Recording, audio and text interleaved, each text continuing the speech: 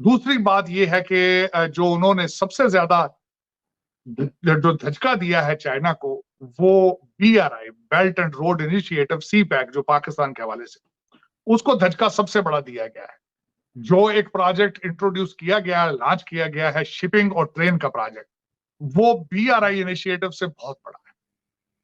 और जो मैं पहले BRI, CPEC और इन चीजों के हवाले से बात करना चाहूंगा, क्योंकि वो चल रहा था पहले और दुनिया बेजार है। इस वक्त उसके बारे में ये सोचा जा रहा है कि डेवलपिंग कंट्रीज के लिए डेट ट्रैप है वो। और मैं उस पर एग्री भी करूंगा किसी हद तक।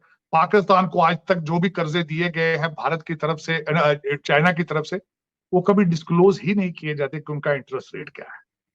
दूसरा, उसकी सबसे बड़ी मिसाल है कि चाइना की दोस्ती से श्रीलंका बैंकरप्ट हो चुका है। तीसरी बात ये कहूंगा, इटली जो है वो इससे BRI से निकलता नजर आ रहा है। और उस दूसरी तरफ जो इन्होंने प्रोजेक्ट इंट्रोड्यूस कराया है, उसके बारे में ये बताना चाहूंगा कि उसके जो मेन किरदार कौन कौन से हैं। एक तो सऊदी अरेबिया है, UAE है और इजराइल है और भारत है। मैं इन चीजों को, अमेरिका साथ है, अमेरिका की सपोर्ट हासिल है।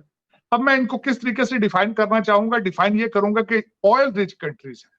सऊदी अरेबिया, जब रशिया के ऊपर एम्बार्गो लगाया गया था और दुनिया जो इस रशिया का तेल नहीं बिक रहा था, सबसे ज्यादा उस इकॉनमी का फायदा किसने उठाया? सऊदी अरेबिया ने उठाया। तो कैश रिच कंट्री है। दूसरा फायदा कुवैत ने उठाया था। जब कैश रिच कंट्री सामने आए, ऑयल प्रोड्यूसिंग कंट्री साथ हों, इजराइल जो कि टेक्नोलॉजी के लिहाज से दुनिया में अपना लोहा मनवा चुका है, जितने जो IT के, टेक के जितने भी स्टार्टअप होते हैं वो इजराइल से शुरू होते हैं। दूसरी टेक्नोलॉजी जो है वो अमेरिका के पास है, भारत के पास यूथ है और IT में मोनोपोली है उनकी, इंफॉर्मेशन टेक्नोलॉजी में। ये सारी चीजें जब सामने आएगी तो चाइना किस तरह मुकाबला कर सकेगा, दुनिया किस तरह इसको रोकेगी आगे, इस तरक्की को अगर आगे निकल के जाते हैं। ग्लोबल साउथ का मोदी जी ने नारा लगाया, ग्लोबल साउथ का। टोटल इस वक्त वेस्टर्न सिविलाइजेशन चाहती थी कि इसको G20 को मोड़ तोड़ के यूक्रेन की तरफ ले जाए, लेकिन फाइनल स्टेटमेंट में अंदर यूक्रेन का नाम नहीं लिया गया और वहां पे सिर्फ इकोनॉमिक ग्रोथ। मोदी साहब जो इसकी टोन सेट करके आए थे जगार्ता में कि कोविड-19 के बाद अगला न्यू वर्ल्ड ऑर्डर जो है वो ग्लोबल साउथ का होगा, अगली सेंचुरी एशिया की है। तो उन्होंने उस पर अपना साबित कदम रहे हैं। मैं समझता हूं कि जिस तरीके से उन्होंने चाइना को घेरा डाल लिया है, चाइना का वहां से निकलना मुश्किल है। चाइना की इकोनॉमी इस वक्त वैसे ही स्लगिश है। कोविड-19 के बाद आरजू उनका सप्लाई चेन रिस्टोर हो ही नहीं सका। इस वक्त दुनिया की बड़ी बड़ी कंपनीज जो है वहां से निकल कर या तो वियतनाम, मलेशिया, बांग्लादेश और वो भारत में आ रही, तो उन परेशान है। चाइना वैसे भी रियल एस्टेट की मार्केट उनकी डाउन है, फाइनेंशियल क्राइसिस है वो।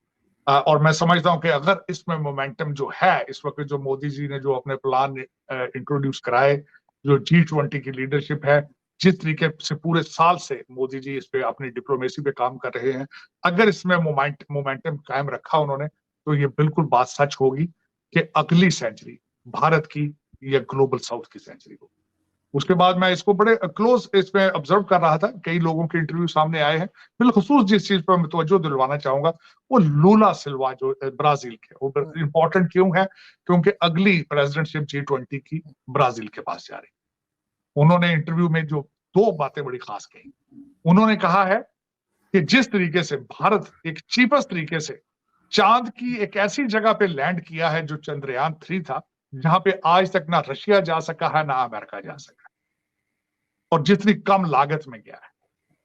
और ये वाकई ही दुनिया के लिए एक सोचने का मुकाम है कि भारत जो है उनकी टेक्नोलॉजी और उनका नेशनलिज्म किस लेवल पर पहुंच चुका है, इसमें कोई शक नहीं। दूसरी बात उन्होंने की, उन्होंने बॉलीवुड की जो मूवी RRR है, RRR, उसके बारे में उन्होंने बात की, उसकी बड़ी तारीफें की उन्होंने।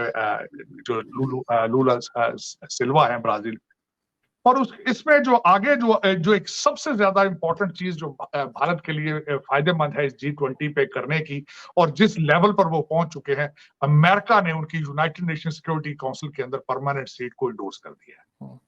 मैं ये समझता हूँ सबसे बड़ी अचीवमेंट है भारत की और मोदी जी।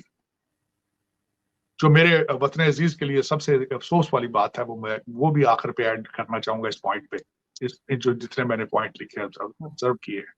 मोहम्मद बिन सलमान MBS भारत में, पाकिस्तान में 5 घंटे के लिए आने का उनका प्रोग्राम था, वो उन्होंने लास्ट मिनट पे कैंसिल कर दिया। ये मेरे लिए अफसोस की बात थी, पाकिस्तान के लिए अफसोस की बात थी।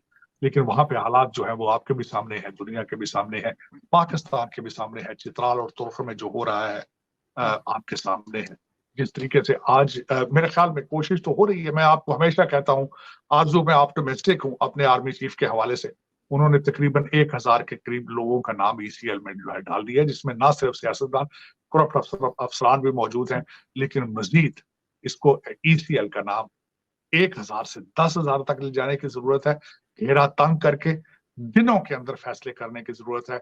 16 तारीख की तलवार लटक रही है पूरे पाकिस्तान के सर पे, और इस तरह की चीजों से हमें निकलना होगा अगर हमें तरक्की करनी है। बिल्कुल ऐसा ही है सर। पाकिस्तान टीवी पे तो खैर कुछ खास दिखाया नहीं गया, अलबत्ता जो एक बारिश का जिक्र बहुत किया गया कि जी बारिश की वजह से वहां बड़ा पानी जमा हो गया जहाँ पे इवेंट था, और इसके सबकी न्यूज नेगेटिव समझ लीजिए कि न्यूज बहुत चल रही थी, लेकिन पॉजिटिव कोई बात नहीं की गई। लेकिन कुछ लोगों ने ये जरूर कहा है कि अगर पाकिस्तान भी होता तो बहुत अच्छी बात थी। लेकिन आपको लगता है कि पाकिस्तान कुछ ऐसा काम कर रहा है या कर सकता है कि अभी ना सही नेक्स्ट टाइम जो है वो G20 का हिस्सा बन सके? देखिए, मैं समझता हूं, एक तो मैंने अर्ज करना चाहूंगा कि भारत के साथ रिलेशनशिप पाकिस्तान के सर्वाइवल के लिए जरूरत है, तरक्की के लिए नहीं, सर्वाइवल के लिए। तरक्की के लिए तो लाजमो मलजूम है, सर्वाइवल के लिए बहुत जरूरी है। आप ऑस्ट्रेलिया से दालें मंगा रहे हैं, भारत से क्यों नहीं मंगाते? भारत से सब्जियां क्यों नहीं मंगाई जाती? आप लाहौर से 100 किलोमीटर के फासले पे दुनिया जो जिस तरीके से तरक्की कर रही है, आप उसको क्यों नहीं स्टडी करना चाहते?